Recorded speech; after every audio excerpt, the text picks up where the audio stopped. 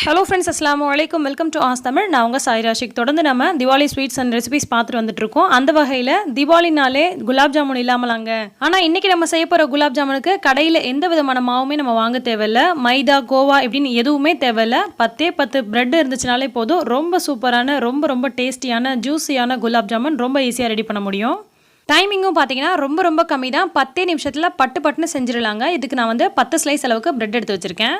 இப்போ இந்த பிரெட்டை நம்ம பீஸாக கட் பண்ணி ஒரு ஜாரில் போட்டுக்கலாம். சில பேர் என்ன செய்வாங்கன்னா, அந்த ஓரத்தில் இருக்கக்கூடிய அந்த கார்னர்ஸ் எல்லாம் அந்த ப்ரௌன் கலரில் இருக்குல்லையா, அதை கட் பண்ணி எடுத்துருவாங்க. அதை நம்ம கட் பண்ணி எடுக்கணுன்ற அவசியமே கிடையாது. ஏன்னா நமக்கு குலாப் ஜாமுனே அந்த கலரில் தான் வரும். ஸோ அதை ஏன் கட் பண்ணி எடுக்கிறாங்க அப்படின்னு எனக்கு சத்தியமாக தெரியல. இப்போ நம்ம பிச்சு போட்டதெல்லாம் பார்த்தீங்கன்னா ஜாரில் போட்டு நல்லா நைஸாக அரைச்சி விட்டு எடுத்துடலாம். இந்த மாதிரி பார்த்தீங்கன்னா நல்லா பூவாக நல்லா நைஸாக அரைச்சிக்கோங்க. இப்போ அரைச்சதை ஒரு பவுலில் ட்ரான்ஸ்ஃபர் பண்ணிக்கலாம். இதுவே நம்ம கார்னர்ஸ் கட் பண்ணிட்டு சேர்த்துருந்தோம்னா இது பார்த்தீங்கன்னா இந்த மாவு ஒயிட் கலரில் கிடைக்கும். இப்போ நமக்கு லைட்டாக கலர் சேஞ்ச் ஆகிருக்கு. அதனால் பிரச்சனையே கிடையாதுங்க. இப்போ நம்ம இதை லைட்டாக பால் ஊற்றி பிசைய போகிறோம். ஒரு 4-5 டேபிள் ஸ்பூன் அளவுக்கு பால் தேவைப்படுங்க, உங்களுடைய ப்ரெட்டோட அளவுக்கு ஏற்ற மாதிரி. ஸோ இதில் கொஞ்சமாக பால் ஊற்றிட்டு நல்லா சாஃப்டாக பிசைஞ்சிக்கோங்க. ரொம்ப அழுத்தம் கொடுத்து ஹார்டாக பிசையக்கூடாது. அதே மாதிரி ஒரேடியாக பால் ஊற்றி பிசைஞ்சிடாமல் கொஞ்சமாக பால் சேர்த்து தேவையான அளவுக்கு பார்த்துட்டு கொஞ்சமாக பிசைஞ்சிக்கோங்க. உங்ககிட்ட பால் பவுடர் இருக்குதுன்னு சொன்னால் 1 ஸ்பூன் அளவுக்கு மட்டும் இதில் சேர்த்து பிசைஞ்சிக்கோங்க. நல்லா டேஸ்ட்டாக இருக்கும். இல்லாதவங்க அதை போட வேண்டிய அவசியம் கிடையாது, ஸ்கிப் பண்ணிக்கலாம். பால் சேர்த்து இந்த மாதிரி நல்ல சாஃப்டான மாவாக பிசைஞ்சு வச்சாச்சு. இப்போ இது ஓரமாக இருக்கட்டும். இப்போ நம்ம குலாப் ஜாமுனுக்கு தேவையான சுகர் சிரப் ரெடி பண்ணிக்கலாம். ஒரு பேனில் 1 கப் அளவுக்கு சர்க்கரை சேர்த்துருக்கேன். அதாவது 200லேருந்து 250 கிராம் அளவுக்கு சர்க்கரை இதுக்கு தேவைப்படும். 1 கப் அளவுக்கு தண்ணி சேர்த்துருக்கேன். எந்த கப்பால் சர்க்கரை எடுத்தனோ அதே கப் அளவுக்கு தண்ணி எடுத்திருக்கேன். 3 ஏலக்காயை நல்லா தட்டி விட்டு இது கூட சேர்த்துக்கலாம். ஏலக்காய் சேர்க்கும் போதும் பார்த்தீங்கன்னா சில பேர் இந்த மேல் தோலை மட்டுமே சேர்ப்பாங்க, அதுக்குள்ளே இருக்கக்கூடிய விதையை எடுத்துருவாங்க. அந்த மாதிரி செய்யக்கூடாதுங்க. அந்த விதையில தான் பார்த்தீங்கன்னா நல்ல ஒரு வாசனை மனமாக இருக்கும். ஸோ அந்த விதையோடு சேர்த்து போட்டுக்கோங்க. ஒரு பிஞ்ச் அளவுக்கு குங்குமப்பூ இருந்தால் சேர்த்துக்கலாம், இல்லட்டினா சேர்க்க வேண்டிய அவசியம் கிடையாது. அதுக்கு பதிலாக என்ன சேர்க்கலாம் அப்படின்ற மாதிரி சில பேர் கேட்பீங்க. ரோஸ் மில்க் எசன்ஸ் இருக்கு இல்லையா, அதிலிருந்து ஒரே ஒரு சொட்டு மட்டும் விட்டுக்கோங்க. வாசனையும் நல்லாயிருக்கும், கலரும் பார்த்தீங்கன்னா லைட்டாக சேஞ்ச் ஆன மாதிரி இருக்கும். சாப்பிட்றதுக்கு ரொம்ப சூப்பராக இருக்கும் அந்த ஸ்மெல்லு. இப்போ சர்க்கரையெல்லாம் நல்லா கரைஞ்சி நல்லா கொதிக்க ஆரம்பிச்சிருக்கு. 1லேருந்து 2 நிமிஷம் அளவுக்கு கொதிச்சதுனாலே போதுங்க.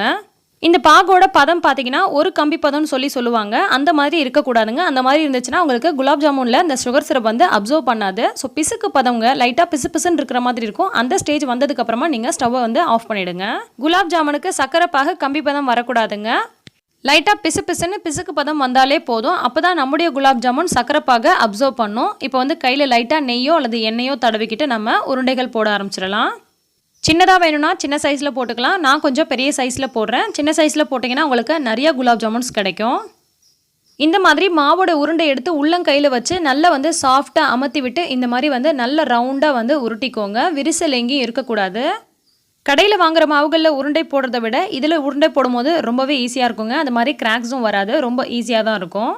இப்போ நம்ம இருந்த மாவு எல்லாத்தையுமே இந்த மாதிரி உருண்டைகளாக ரெடி பண்ணி வச்சாச்சு. இப்போ நம்ம பொரிச்சு எடுத்து சக்கரை பாகுக்குள்ளே போட்டுடலாம்.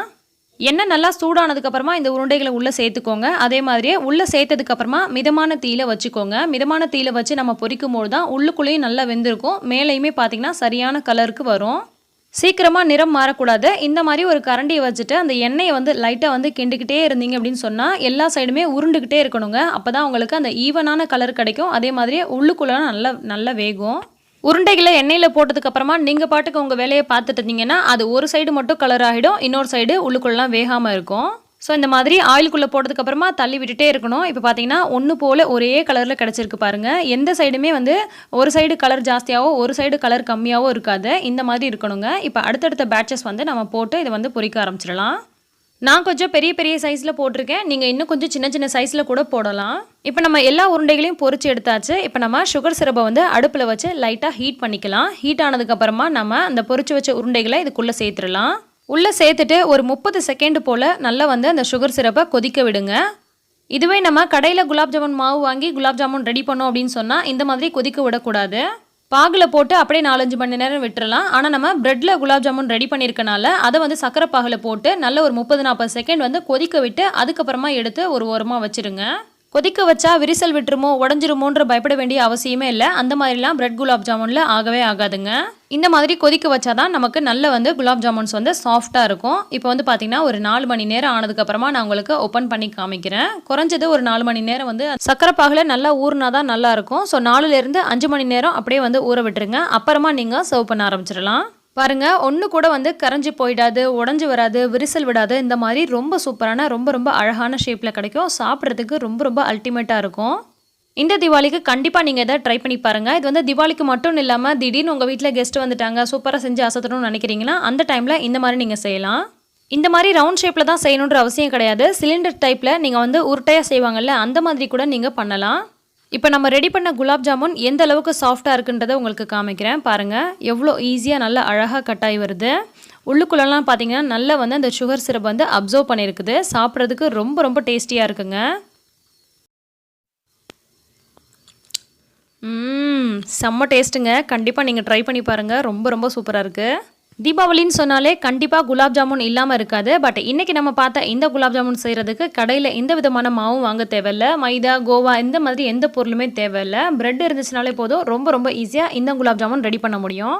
டேஸ்ட்லையும் எந்த குறையும் இல்லை, அவ்வளோ சூப்பராக இருக்குது. கண்டிப்பாக நீங்களும் ட்ரை பண்ணி பார்த்துட்டு எப்படி இருந்துச்சுன்னு எனக்கு கீழே கமெண்ட் பண்ணுங்கள். இன்னும் போல சூப்பரான டிப்ஸ் அண்ட் ஆரோக்கியமான ரெசிபிஸ் கூட தெரிஞ்சுக்க ஆஸ்தமிழை சப்ஸ்கிரைப் பண்ணுங்கள். நன்றி.